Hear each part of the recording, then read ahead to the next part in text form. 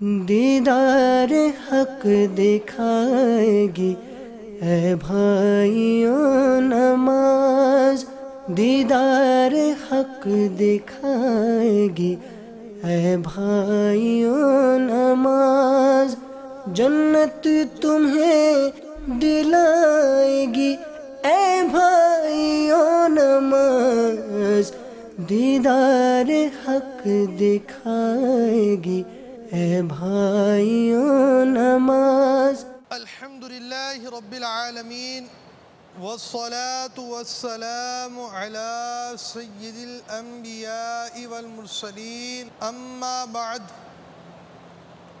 فاعوذ باللہ من الشیطان الرجیم، بسم اللہ الرحمن الرحیم۔ الصلاة والسلام علیک یا رسول اللہ وعلى آلك وصحابك يا حبيب الله۔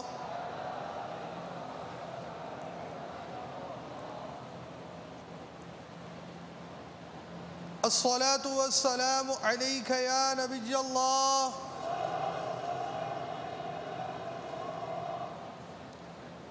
وعلى آلك وصحابك يا نور الله۔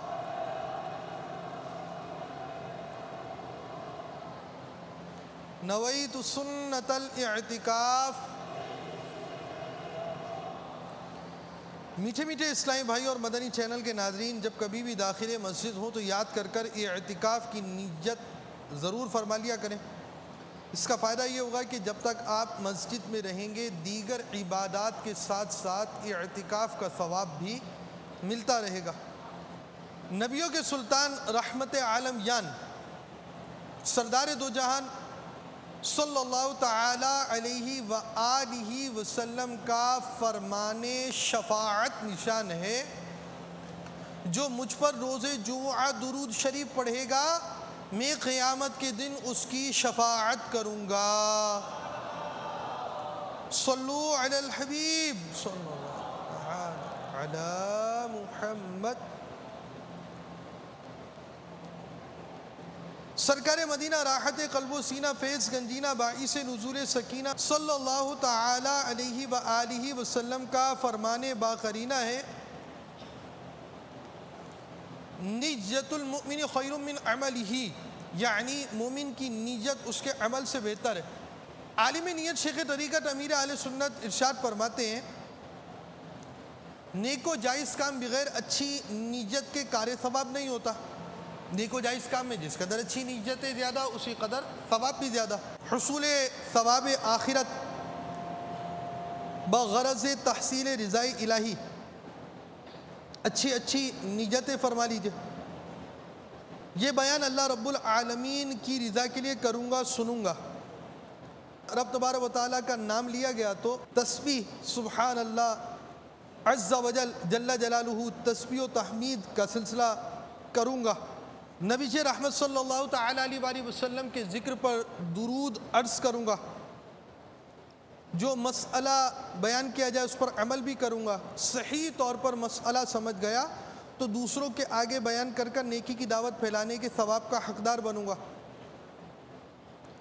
جو مسئلہ سمجھ میں نہیں آیا علماء اہل سنت دارالافتاء اہل سنت سے رجوع کروں گا انشاءاللہ۔ مزید اپنے لیے بھی نیتیں بڑھا لیتا ہوں۔ غلطی کی صحیح نشاندہی پہ فوراً ازالہ کر لوں گا۔ آج کے بیان اور اب تک کی میرے پاس موجود نیکیوں پر اللہ عز و جل کی رحمت سے ملنے والا ثواب، نیز موجودین میں سے جو اپنی نیکیاں میرے مل کریں، خواہ وہ مدنی چینل کے ناظرین ہوں یا عالمی مدنی مرکز فیضان مدینہ کے حاضرین، جنہوں نے نیت کر لی علم الہی میں، ان کا بھی ثواب بوسیلہ رحمت للعالمین برائے جناب رسالت مآب انبیاء و مرسلین، خلفاء راشدین، امہات المؤمنین، شہیدان و اسیران کربلا، تمام صحابہ و تابعین و تبع تابعین، ائمہ مجتہدین خصوصاً ائمہ اربعہ اور ان کے مقلدین، سلاسل اربعہ کے مشائخ و مریدین، مدنی قافلوں کے مسافرین، مدنی انعامات کی عاملات و عاملین، تمام مؤمنات و مؤمنین، مسلمات و مسلمین، خصوصاً سرکار اعلیٰ حضرت اور امیر اہل سنت، آمین بجاہ النبی الامین صلی اللہ تعالی علیہ وآلہ وسلم۔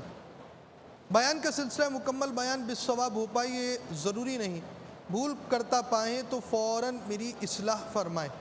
صلو علی الحبیب صلی اللہ۔ مفسدات نماز یعنی نماز توڑ دینے والی باتوں کا بیان جاری تھا،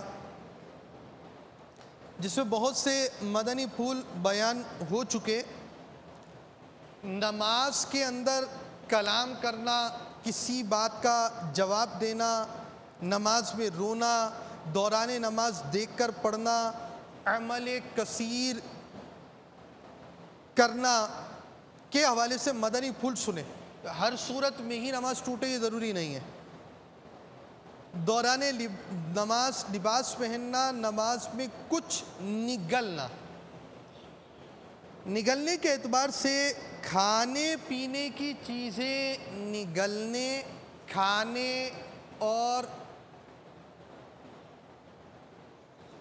اس کے حوالے سے مدنی پھول ہم نے سنے تھے۔ کھانے پینے کے علاوہ بھی خون ہوتا ہے جو بعض صورتوں میں بندہ نگل لیتا ہے، آج اس کے مسائل سنیں گے۔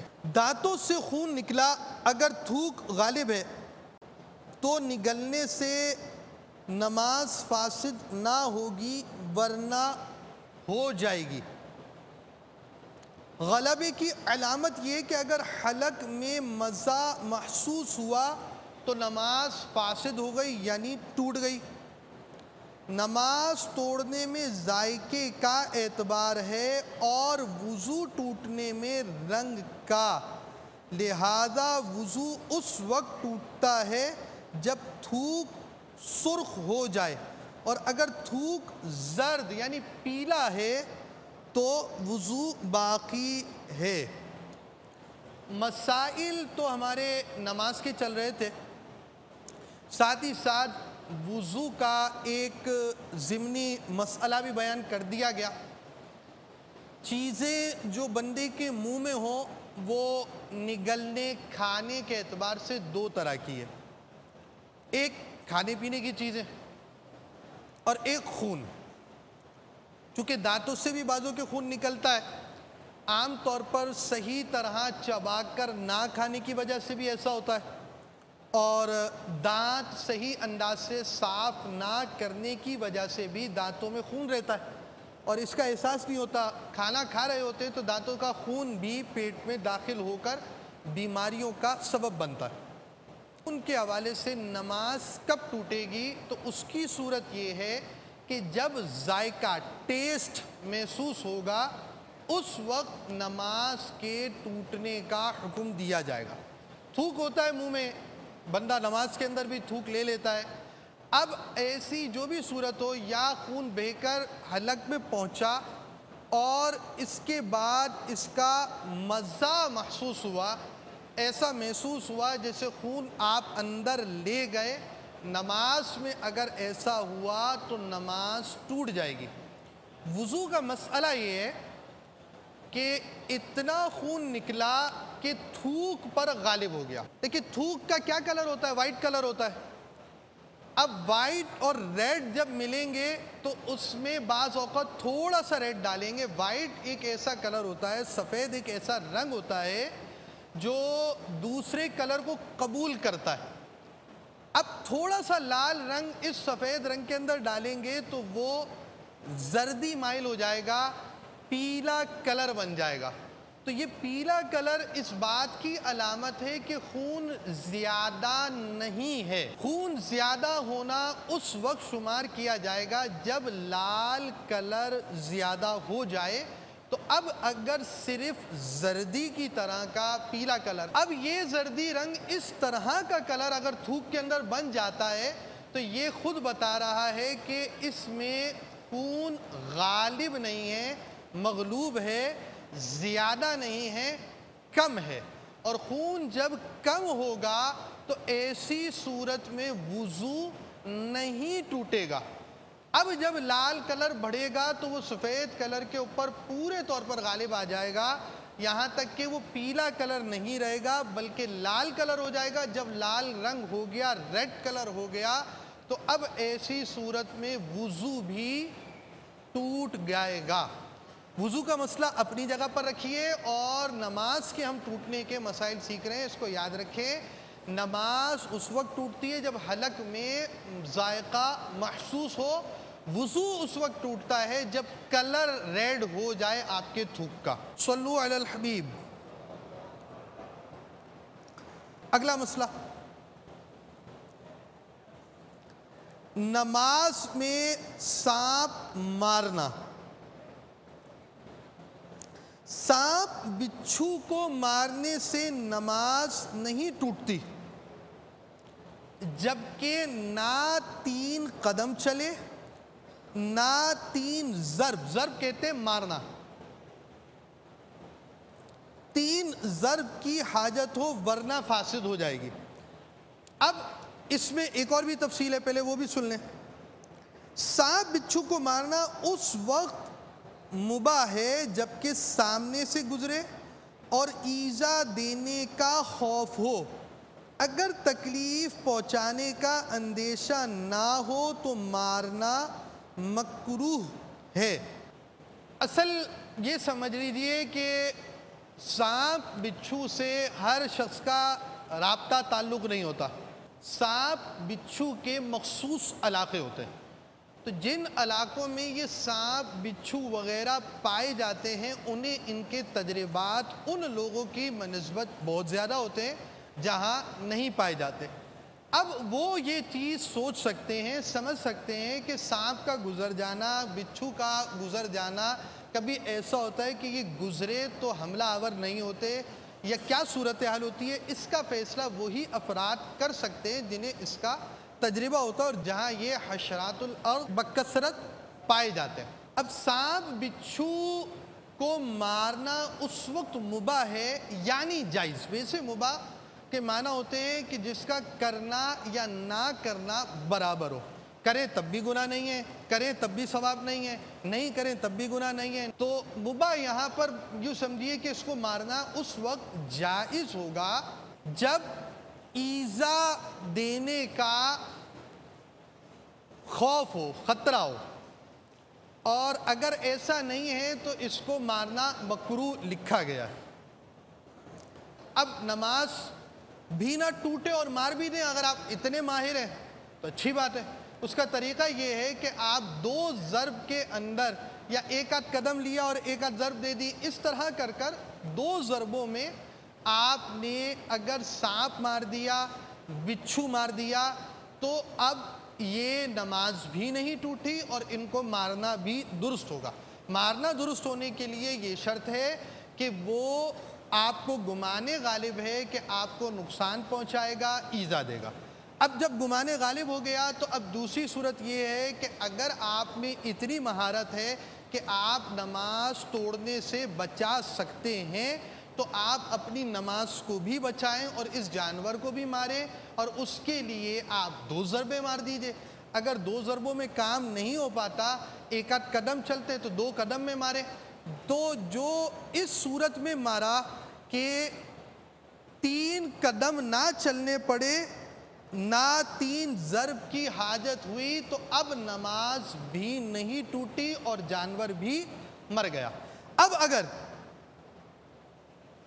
وہ کاٹنے ہی کی طرف ہے تو نماز توڑنا لازمی بات ہے۔ اب جان بچانے کے لیے نماز توڑنے کی تو اجازت دی جائے گی لیکن نماز ٹوٹ جائے گی۔ آپ مار کر نماز کنٹینیو نہیں کر سکتے، نماز جاری نہیں رکھ سکتے، بلکہ وہ نماز ٹوٹ جانے کا حکم دیا جائے گا۔ پے در پر 3 بال اکھیڑے یا 3 جوئیں ماری یا ایک ہی جو کو 3 بار مارا، نماز جاتی رہی۔ اگر پے در پر نہ ہو تو نماز فاسد نہ ہوئی مگر مکروہ ہے۔ یہ صورت بنے گی کہ آپ نے بال اکھاڑے، ایک ہی وقت میں 3 اکھیڑ دیے تو اب یہ امر کثیر ہو گیا۔ آپ کی نماز جاتی رہی. جو مار دی آپ نے, 3 جوئیں ماری تو, یا ایک ہی جو کو 3 مرتبہ مار کر 3 حرکتیں کر لی آپ نے. تو اب ایسے کام اگر ایک رکن کے اندر کیے جاتے ہیں تو یہ نماز توڑ دیتے ہیں, اور اگر اس سے کم ہو تو نماز نہیں ٹوٹے گی. پے در کا مطلب 1 2 3 کر کر ماری ہے, تو اب پے در پر نہ ہو تو نماز فاسد نہ ہوگی. نماز میں کھجانے کا مسئلہ پہلے گزر چکا, اور قراءت کی غلطیوں سے جو نماز ٹوٹتی ہے وہ مسائل بھی پہلے بیان کیے جا چکے ہیں. آخری مسئلہ جو لکھا ہوا ہے 2 مسائل وہ میں پڑھ کر سنا رہا ہوں, یہ مسئلہ پہلے گزر چکا ہے. تکبیرات انتقالات, تکبیر 2 طرح کی ہوتی ہے. نماز کے اندر آپ اللہ اکبر لفظ تو کہتے ہیں ایک ہی, مگر یہ 2 طرح کی تکبیریں ہیں. ایک لفظ اللہ اکبر اگر آپ نے کہا,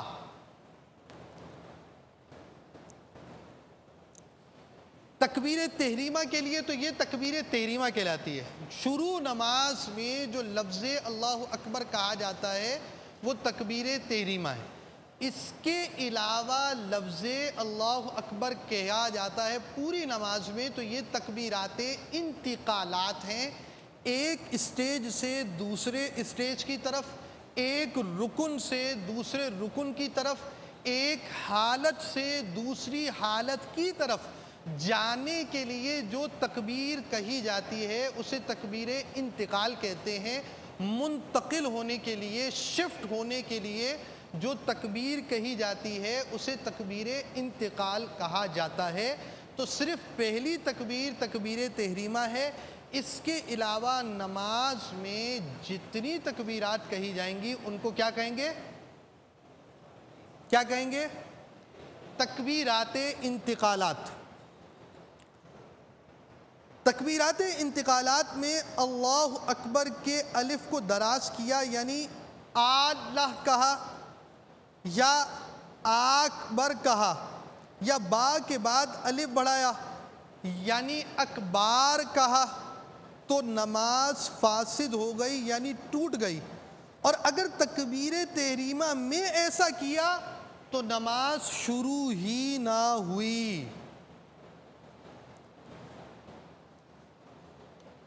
اکثر مکبر یعنی جماعت میں امام کی تکبیر پر زور سے تکبیریں کہہ کر آوازیں پہنچانے والے یہ غلطیاں زیادہ کرتے ہیں, اور یوں اپنی اور دوسروں کی نماز غارت کرتے ہیں.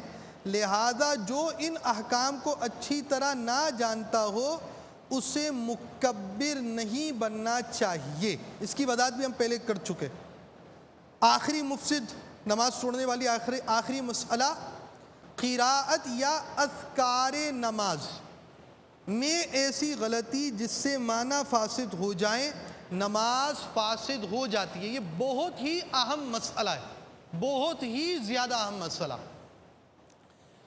قراءت میں ایسی غلطی کی جس سے معنی اتنے بدلے کہ معنی مفہوم ہی غلط ہو گیا, اور ایسی غلطی ہو گئی قراءت کی کہ علماء یہاں تک بیان کریں کہ معنی میں ایسی تبدیلی آ گئی کہ نماز ٹوٹ گئی ہے, تو اس نماز کو ٹوٹنے کا حکم دیا جائے گا. اور یہ فیصلہ کرنا انتہائی مشکل ترین کام ہے. اسی طرح اذکار نماز, یعنی نماز کے اندر جتنی ہے, نماز آپ کون سی زبان کے اندر پڑھتے ہیں؟ کون سی زبان میں پڑھتے ہیں؟ آواز عربی زبان میں پڑھتے ہیں. اب عربی زبان میں جو آپ نے نماز پڑھی نا, نماز کے اندر 2 چیزیں ہوتی ہیں, صرف 2 چیزیں جو پڑھی جاتی ہے. اس کو تقسیم کریں تو 2 طرح کی ہوں گی, ایک تلاوت ہوتی ہے اور دوسرے اذکار ہوتے ہیں. تو یہ پوری نماز کا مسئلہ ہے. نماز میں خواہ تلاوت ہو یا نماز میں اذکار نماز ہو, التحیات پڑھی, ثنا پڑھی, رکوع کی تسبیح پڑھی, سجدے کی تسبیح پڑھی, جلسے میں بیٹھنے کے بعد تسبیح پڑھی, کہیں پر بھی کسی مقام پر بھی قومے میں کھڑے ہونے کے لیے آپ نے سمیع اللہ کہا، قومے سے کھڑے ہو کر آپ نے اللہم ربنا ولک الحمد یا ربنا ولک الحمد یا ربنا لک الحمد کہا، کہیں بھی پوری نماز میں ایسی غلطی پائی گئی جس سے معنی ایسے تبدیل ہو گئے کہ علماء بیان کریں کہ نماز ٹوٹ گئی تو نماز کے ٹوٹنے کا حکم دیا جائے گا۔ تو عربی صحیح ہونا انتہائی ضروری ہے۔ اگر عربی درست نہیں ہوگی تو کبھی رکوع کی تسبیح ایسی غلطی کر دی کہ نماز ٹوٹ جائے گی، کبھی ثنا میں ایسی غلطی کر دیں گے کہ نماز ٹوٹ جائے گی، کبھی سجدے کی تسبیح میں ایسی غلطی کر دیں گے کہ نماز ٹوٹ جائے گی، کبھی التحیات میں ایسی غلطی کر دیں گے کہ نماز ٹوٹ جائے گی، کبھی قراءت میں ایسی غلطی کر دیں گے کہ نماز ٹوٹ جائے گی۔ تو یہ اتنے کثیر مسائل کا ایک ہی حل ہے کہ ہم اپنے قرآن مجید فرقان حمید پڑھنے کی درستی کی ترکیب کریں، اور اس کا ایک بہترین ذریعہ دعوت اسلامی کے مدارس المدینہ بھی ہیں، مدرسۃ المدینہ بالغان بھی ہیں، مدرسۃ المدینہ آن لائن بھی ہے، مدرسۃ المدینہ کے قرآن مجید فرقان حمید کے باقاعدہ مدارس بھی جس میں بچوں کو پڑھایا جاتا ہے۔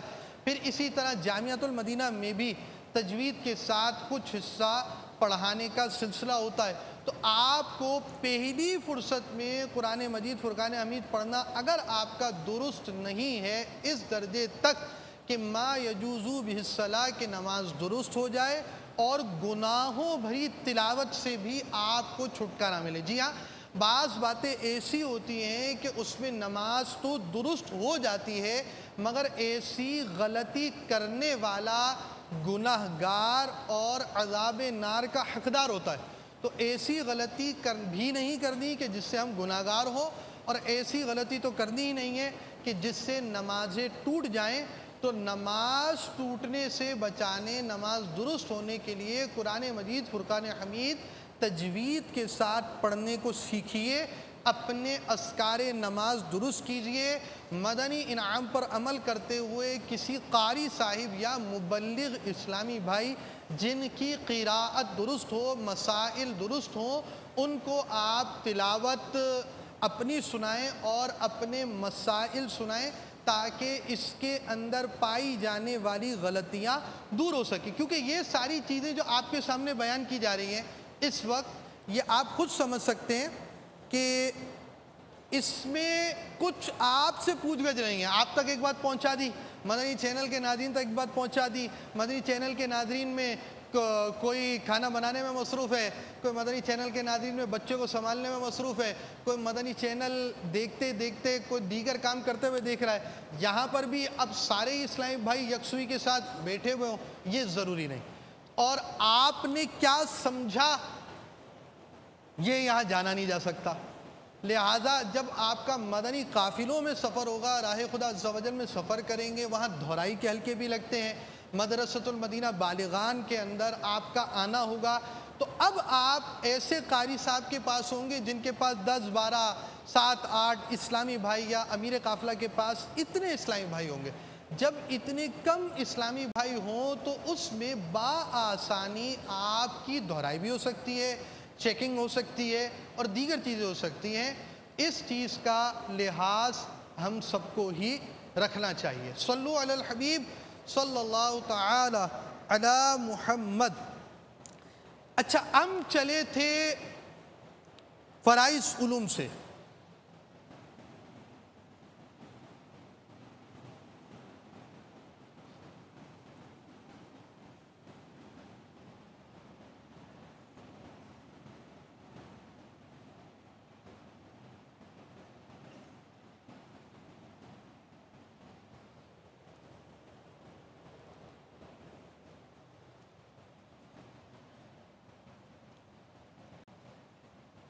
اصول عقائد،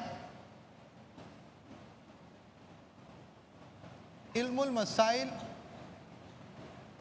اور علم القلب، جس کی ہم وضاحت پہلے کر چکے، اور علم المسائل میں کی تفصیل میں نماز کے ضروری احکام، پھر ہم چلے تھے نماز کے عمومی فرائض علوم کی طرف.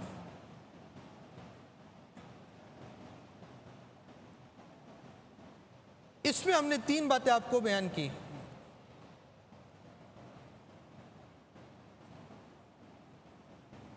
شرائط، فرائض، مفسدات.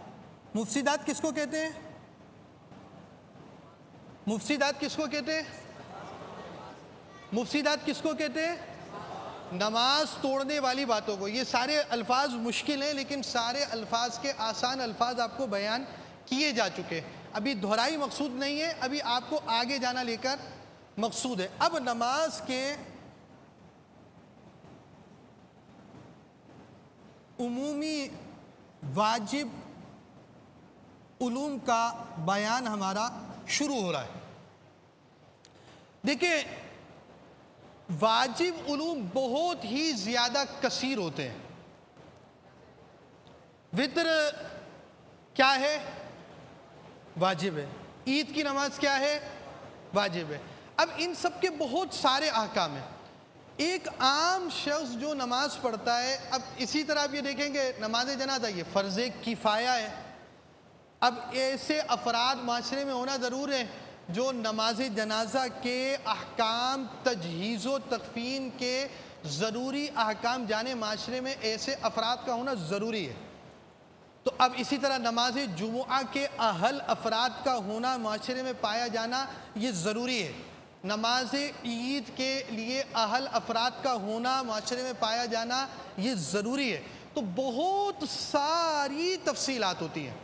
ہم آپ کو پوری تفصیلات نہ بیان کر سکتے اور نہ ہی لازمی بات ہے کہ یہ بیان سب کے لیے ضروری ہو، یہ ضروری نہیں. معاشرے میں بعض افراد ان چیزوں کی کمی کو پورا کر دے تو وہ کافی ہوتی ہیں. ہم عمومی مسائل کی طرف چل رہے ہیں. تو اب ہم واجبات، نماز کے عمومی واجب علوم میں سے جو آپ کو اب بیان کیا جائے گا اس میں ہے نماز کے واجبات،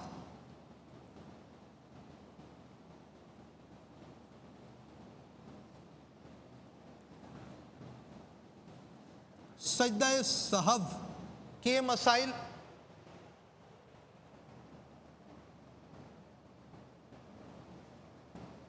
مکروہ تحریمی. نماز کے مکروہ تحریمی یہ کیا ہوتے ہیں؟ یہ جب اس کا موضوع آئے گا تو ہم اس کی طرف جائیں گے. اور جب ہم یہ سارا چیز مکمل کر لیں گے انشاءاللہ العزیز تو مکمل نماز کا عملی طریقہ بیان کیا جائے گا اور سنتوں بھری نماز کا عملی طریقہ بیان کیا جائے گا.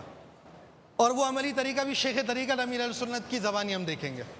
تو اب اس میں ہم یہاں پر نماز کی سنتوں کا بیان نہیں کریں گے، اگرچہ سنت کا علم ہونا بھی چاہیے اور سنت موقدہ کا علم بھی ضرور ہونا چاہیے تاکہ بندہ ایسے سنتوں کو چھوڑ کر اس کا عادی نہ بنے کہ جس کی وجہ سے گناہوں کی صورت ہو. جو معلومات ہو اس کے مطابق ان چیزوں کو جاننا چاہیے. صدر الشریعہ بدر الطریقہ حضرت علامہ مولانا مفتی امجد علی اعظمی علیہ رحمۃ اللہ القوی کی بہار شریعت سے ایک مدنی پھول سنیں. آپ شرائط نماز کی ابتدا میں فرماتے ہیں تنبیہ. اس باب میں جہاں یہ حکم دیا گیا کہ نماز صحیح ہے یا ہو جائے گی یا جائز ہے، اس سے مراد فرض ادا ہونا ہے. یہ مطلب نہیں کہ بلا کراہت و ممانعت و گناہ صحیح و جائز ہوگی. اکثر جگہ ایسی ہیں کہ مکروہ تحریمی اور ترک واجب ہوگا اور کہا جائے گا کہ نماز ہوگی. یہاں اس سے بحث نہیں کہ اس کو باب مکروہات میں انشاءاللہ عز و جل بیان کیا جائے گا.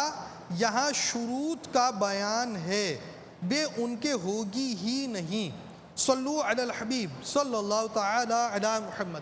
اب آپ یہ سمجھیے، جس طرح ہم یوں چل رہے تھے کہ ایک شخص نے نماز پڑھنے کا ارادہ کیا. آپ نے نماز پڑھنے کا ارادہ کیا ہے، آپ سے ہم سوالات پوچھیں گے.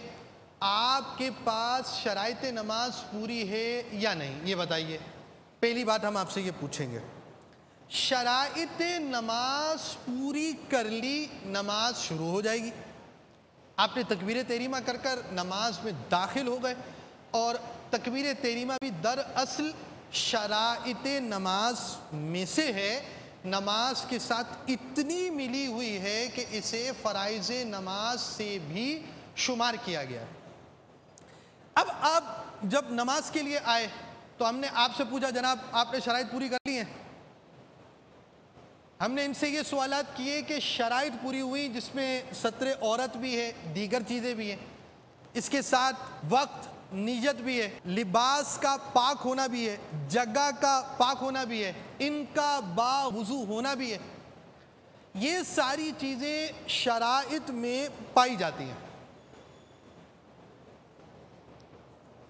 अब ये नमाज पढ़ रहे हैं या पढ़ चुके हैं, तो अब इनसे सवाल किया जाएगा कि आपने नमाज के फ़राइज़ पूरे पढ़ लिए, अदा किए, क़िरात किया आपने, क़ियाम किया आपने, रुकू किया आपने, सुजूद किया आपने, क़ादा अखीरा किया आपने, खुरूज बिसुन्नही का फ़र्ज़ अदा किया आपने, तकबीर तहरीमा भी फ़र्ज़ है, वो आपकी शर्त के ज़िम्न में अदा हुई। अब इस नमाज का क्या हुक्म होगा? इस नमाज को क़ज़ा नहीं कहेंगे, ये नमाज हो गई। ये नमाज क़ज़ा नहीं हुई, ये नमाज हो गई। क्या शरीयत मुतारा हमें सिर्फ़ शराइत और फ़राइज़ का पाबंद करती है? ये याद रखिए कि सुन्नतें अगरचे सुन्नतें मुस्तहब्बा हो, यानी अगर आपकी नमाज जो आप अदा कर रहे हैं उसमें कोई सिर्फ सुन्नतें मुस्तहब्बा छोड़ देते हैं, तब भी नमाज में कराहत आती है। ऐसा करना भी मकरूह तंज़ीही है। नमाज के अंदर सुन्नतें छोड़ने से भी कराहत आती है। मगर अब सवाल ये है कि नमाज का कम अज़ कम लाजिम दर्जा क्या है? क्या सिर्फ शराइत और फ़राइज़ अगर इन्होंने अदा कर लिए तो नमाज मुकम्मल हो गई? ये नमाज के अंदर ऐसी खामी, ऐसा नहीं है। अब हम आपको जिस तरफ लेकर जा रहे हैं वो यही बात आपको बयान करना चाह रहे हैं कि नमाज के शराइत, नमाज के फ़राइज़ ही से आप गुनाहों से बच जाएं, ये नहीं है, बल्कि आपको वाजिबात भी पूरा अदा करना पड़ेगा। नमाज की शराइत, फ़राइज़ आपने अदा कर ली, अब अगर सुन्नतें भी इसने पूरी अदा की तो अब वो सवाब का भी आला दर्जा पालेगा। इसमें सवाब का दर्जा पूरा हो जाए ये ज़रूरी नहीं, इसके लिए सुन्नतें भी हैं, और सुन्नतें अगर छोड़ी तो उस सूरत के अंदर नमाज में कराहत आती है सुन्नतें मुस्तहब्बा को छोड़ने की वजह से, और सुन्नत मुअक्कदा छोड़ेगा तो इसाअत और आदत हो तो गुनाह, वो एक अलग मसला है। सुन्नत मुअक्कदा भी नमाज की पूरी करना ज़रूरी है, छोड़ने की आदत अगर बन गई तो फिर गुनाहों की सूरत बनेगी। बहरहाल नमाज के वाजिबात, सजदा साहब और मकरूह तहरीमी का इल्म होना ज़रूरी है। सल्लु अलल हबीब सल्लल्लाहु। दीदार हक दिखाएगी ऐ भाइयों नमाज, दीदार हक दिखाएगी ऐ भाइयों नमाज, जन्नत तुम्हें दिलाएगी ऐ भाइयों नमाज, दीदार हक दिखाएगी ऐ भाइयों